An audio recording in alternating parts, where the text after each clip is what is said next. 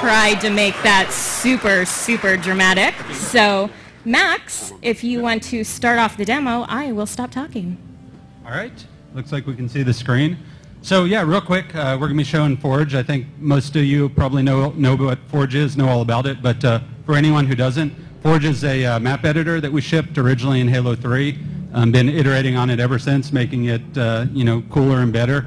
It's also part of the toolbox that the Rooster Teeth guys use doing the RVB episodes. So we thought that it was time to overhaul it a little bit, make a few improvements, and I hope that you guys like some of the work that we've done. So I'm going to hand it over to Mike, and Adam I think will be driving. But before I do, thanks to Frank, one caveat. What you guys are seeing in here is a pre-release build. It's not final. The interface, the environment, you name it, it's all still in development. Not final. Still in development. Yeah, work in progress. The UI in particular is actually just sort of placeholder, passed on from Reach. The final UI will be reflective of the rest of the Halo 4 UI. So that's absolutely the most temporary element in here. All right. So Mike, you want to take it away? Yeah, sure thing. Hopefully I am loud enough, or louder than Jimi Hendrix's resurrected ghost that's going on in the next hall. So we're here to talk about Forge, and as everyone said, this has never been seen before. And with the placement of the monitor and the lights going in our eyes, Adam and I can barely see ourselves. So please bear with us as we just using the Force here. Muscle memory. Oh, muscle memory. Well, I don't have any muscles, so that's a problem for me. But as you can see, what we have on here is. As you can see, we have the Ravine. Now, this is one of 3 Forge environments that are going to be shipping in Halo 4 on November 6th. And as you can see, Adam's flying around here. This is probably the most beautiful Forge environment that you've ever seen before. So we've taken a lot of care to create a really kind of beautiful space for you to play in. And we're really excited to see when we set you guys loose on it, what exactly you'll be creating. So we want to talk about a few of the improvements that we've made to Forge. So, and you know what? There's just happened to be a nice little garbage pile here that had nothing to do with my presentation, but we can talk about it anyway. Okay, so in the past, if you had, for example, like a spawn point or something on top of another object, it was a little bit of a pain to grab. But as you can see, as Adam is kind of rolling over the different things in this pile of garbage, you see the name palette, create small, respawn point. There's no guesswork in terms of what you're grabbing, so there's no trial and error. You'll be able to grab exactly what you want, because when you do and you put the crosshairs over it, the name will highlight and you will know exactly what you're picking up. So that's one of the improvements we've put in Forge for Halo 4. So if you have something, so this bunker round, for example, which you see the name down there because we got the nice highlights, and you're placing it, and you're taking a lot of time and loving care to put it exactly where you want it. One thing that used to be a drag was you could easily kind of accidentally bump the controller and move it out of position, and all that time and love and care that you put into it is now down the drain. But if you have it where you like it, like Adam does here, we've given you the to lock it. So that's right.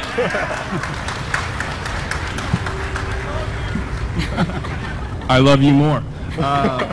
So now we have this nice piece exactly where we want it. It's locked. It is going to stay there until the end of time, or when if Adam decides to unlock it and move it wherever he likes.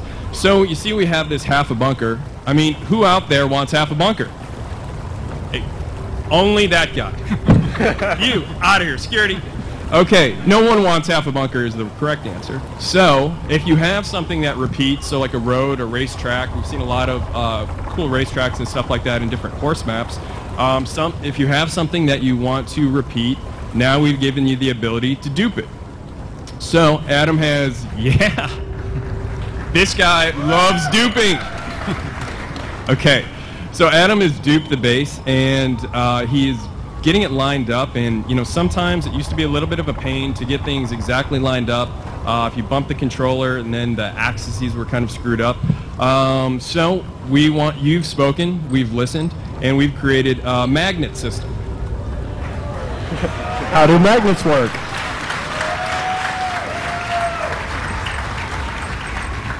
Magnets in 2012. Everyone can vote for that.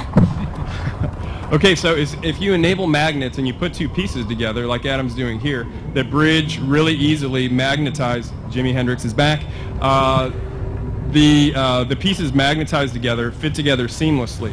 So if you're going to build something like a bridge here, you can build it. This used to take, I think we timed it, and I think it was 9 years to build a bridge. Now it's taking under 9 seconds. So that's a huge improvement. So if you're building something, a racetrack, a bridge, a wall, something that repeats, you just can keep duping and magnetizing and build what you wanted to build in a fraction of the time. So less focus on actually the mechanics of building, more on the actual creativity. So we built a couple things. We're liking it.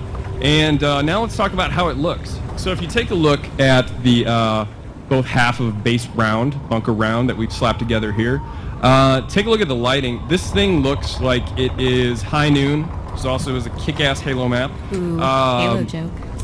Nice. It looks bright. I mean, it's practically glowing.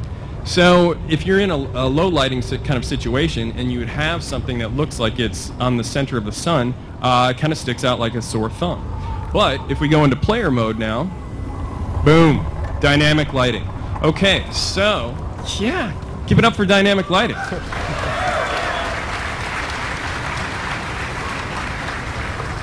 All Forge objects now accept shadows from the environment or other Forge objects. And if you see, like down there where Adam just was, Forge objects also cast shadows on the environment. So that means anything you put down in Forge is going to be a lot more integrated with the environment. So we want to give you the ability to create things faster and more efficiently, but we also have taken a lot of time and care to make sure that whatever you create is going to be beautiful. Did you say what the lighting system is called? Because it kind of sort of has the most amazing name ever. It does. The name is so amazing that it's a trade secret, and I cannot talk about it lest I be killed by Max. It is a very long, multi-syllabled lighting system that I personally am not smart enough to talk about. I know what it does, but the... It has the word probe in it. We'll just leave it at that. Yeah, let's just stay away from probe talk here. But it's really cool, and as you can see, it looks great. The one other thing I wanted to talk about before we move off of the beauty of Forge is take a look at this object here. So a lot of very talented artists have spent an awful lot of time to overhaul all the Forge objects. So you, the fan out there, are spending tons of time and effort into making these things with a lot of time and care, and we wanted to make sure that all the Forge objects look just as good or comparable with what are in MP and single player maps. So everything is going to be a lot more beautiful, easy, and efficient to make. So now, let's see, we've got a little bridge going over the ravine. I've got money on saying Adam cannot make the jump, so let's see. You can do it. You can do it. So close. Oh my god. Not even close, as you can see. Okay, so in the past, if we wanted to make a jump like that, we would have to alter gravity, and that would apply to the entire map. So if you wanted to create low gravity, you'd have basically a low gravity map. That's right. Yeah! Yeah! I mean, you guys are so smart, I don't even need to tell you what's going on here.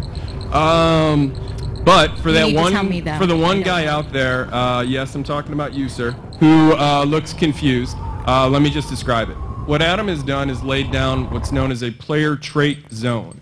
What is a player trait zone? It's a player trait zone. Come on. The name describes it. In that little zone that he's made, which he scaled to just really the size of the bridge, you can affect the Spartan's traits. So let's say speed, jump size, or jump height rather, damage absorption, a lot of other things. And so now with that trait zone laid down, let's see if he can now make the jump. Oh yeah.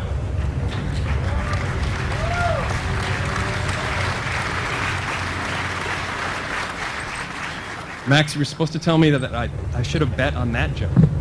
Well, you were betting against me. Oh, that's right, that's right. Well, you pay me, so anyway, it all comes from him. Anyway, so we easily made that jump with the player trait zones, and we're really fired up because we think, in addition to a lot of the other improvements, we're really fired up to see what you, the fans, are going to create with these new player trait zones. Okay, so we're going across the other side now, and okay. We made it easily, but unfortunately we did not stick the landing in Mary Lou Retton or Carrie Strug's fashion, depending on how old you are. Me, I'm old school, so he didn't pull a Mary Lou Retton, and we got to do something to change that. Okay, so we can easily lay down another player trait zone, and in that zone we can do something like either overshield when he gets in there or damage resistance, and alter how much damage he can take. Invulnerable. I have a feeling that he is going to make the jump now.